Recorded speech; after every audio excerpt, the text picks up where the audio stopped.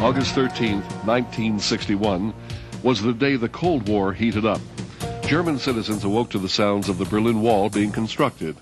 What had been a city divided by politics became a city divided by stone. When World War II ended, the defeated country of Germany and its capital city of Berlin were divided in half. The Soviet Union controlled the East, and the Allied powers of England, France, and the United States occupied the West. The city of Berlin was located inside communist-controlled East Germany, with access given to the Allies through Soviet-held territory. Since the war years, West Berlin had become a thriving industrial metropolis and was a continuing irritant to the Russians.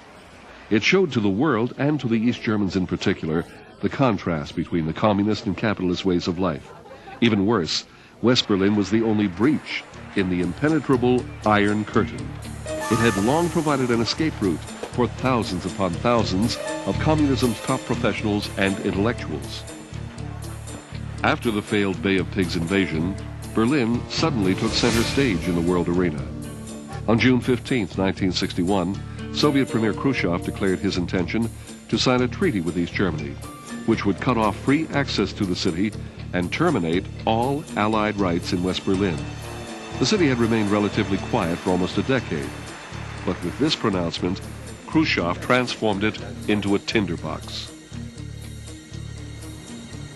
At the UN, President Kennedy made the Allied position clear. There is a dangerous crisis in Berlin, and there is. It is because of threats against the vital interests and the deep commitments of the Western powers and the freedom of West Berlin. We cannot yield these interests. We cannot fail these commitments. We cannot surrender the freedom of these people, for whom we are responsible. On August 13th, Russia carried through with its threat and closed the border between East and West Berlin. Within days, the Berlin Wall was erected. Kennedy responded by moving 1,500 Allied reinforcements into West Berlin, but continued a diplomatic dialogue. On October 26th, East Berlin refused to allow U.S. civilians into the city, provoking a U.S.-Russian tank standoff at the Berlin Wall. At that point, NATO leaders decided to send a clear warning of their own.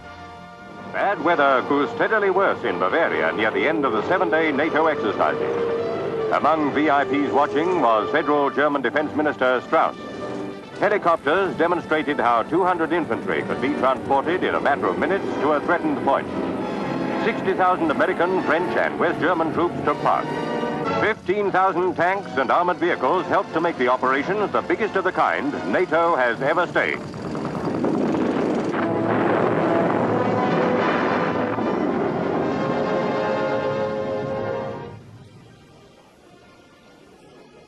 On November 7th, diplomatic negotiations and common sense finally took hold.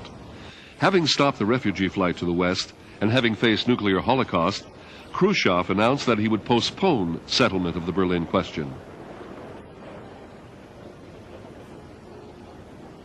A situation that many feared would bring up the curtain on World War III had for the moment been averted. But the Berlin problem would continue for almost 30 years.